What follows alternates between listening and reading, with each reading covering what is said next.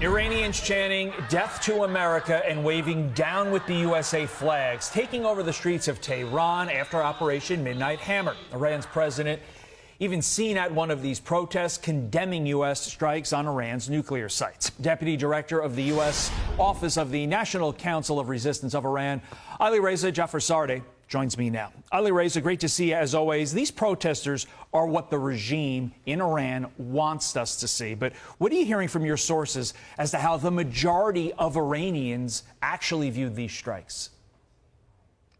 Well, certainly, Todd, this is the most the regime could do, just line up their own forces into the streets. And remember, for the past 44 years, the Ayatollahs have been doing these kind of rallies, chanting "Death to America," "Death to Israel," "Death to the MEK," which is the main opposition movement in Iran that is actually responsible for exposing much of the nuclear sites in Iran. That's where they're concerned.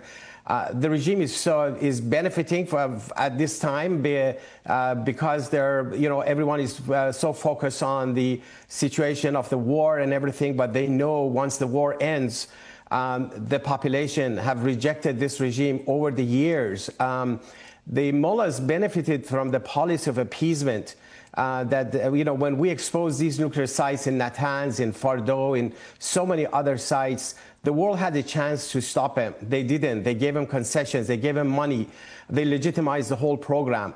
Now that era is over. The regime is facing a very important existential threat, and that's the people of Iran. Remember, there have been several rounds of major uprisings in Iran since 2018. People chanting "Death to the dictator," "Death to the oppressor," being the Shah or the supreme leader. That's where the real threat is, and that's why our leader, Mrs. Mariam Rajavi, right after the strikes, she said, now is the time for Khamenei to go. Okay. Now is the time for the opportunity, neither concessions or appeasement, nor war. Now is the time for standing on the side of the people of Iran to end the rule of the clerics, standing on the side of those resistance units who are confronting the Revolutionary Guards. So that begs the question, does it happen? What ultimately comes next? While Secretary Hegseth said in that press conference yesterday that this strike was not about regime change, President Trump really did leave the door open in this Truth Social post yesterday. Quote, "It's not politically correct to use the term regime change, but if the current Iranian regime is unable to make Iran great again, why wouldn't there be a regime change?" And then he writes, "MIGA, make Iran great again." You are one of the most foremost experts on possible regime change in Iran.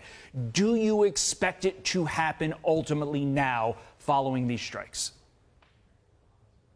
Well, certainly the position that President Trump has taken and the U.S. administration is prudent because no one is asking the United States to do the fighting for the people of Iran or the Western nations the same way. There is no need for boots on the ground or appropriation of money.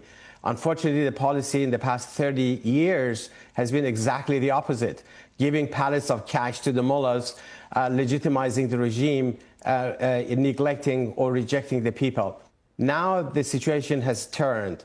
It's a great opportunity for the outside world to see the realities, as President Trump said, that it's upon the people of Iran to bring down the mullahs. And let me tell you, there's not going to be chaos after the fall of the Ayatollahs. Mrs. Mariam Rajavi has introduced a 10-point platform for the future of Iran based on separation of religion and state, gender equality, peace in the Middle East, and a non-nuclear republic form of government. She has defined a transitional period that after the fall of the Ayatollahs, within 6 months, there's going to be free and fair elections leading to the formation of a national and constituent assembly, and it will be the representatives of the people of Iran who will determine the future of the course. So everything is very clear. One thing is well known now is that the mullahs must go. All the indications are there. The regime relied heavily on the nuclear weapons program to stay in power. They spent $2 trillion on that. They spent money on the proxies. All of that is now gone. Now is the opportunity for change. We will be watching. And the fact that you mentioned a woman possibly taking charge in the Middle East, in Iran, of all places, is absolutely shocking.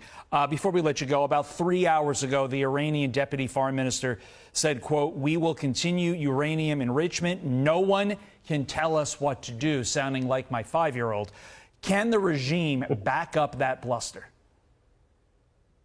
Well, you know, that's their modus operandi for the past 4 decades. They just make statements and, you know, rhetoric, but the reality on the ground is so different. Remember, this regime is not the same regime that was 2 years ago, 3 years ago, 5 years ago. They lost much of their clout in the whole region. Their biggest ally, Assad, is gone. Hezbollah, Houthis, the Shia militias, they have been badly shattered. The people of Iran are against them. They lost the nuclear weapons program, which was meant to guarantee the survival of the regime. All of that is gone. So they can talk as much as they want until the last day that they fall. This is the policy of all of the dictators. They seem to be and talk the way that they're invincible until they fall. Ali Reza Jafarzadeh, a true expert in all issues Iranian. We appreciate you lending us your insight this morning. Thank you, sir. Thank you so much, Todd. Always a pleasure.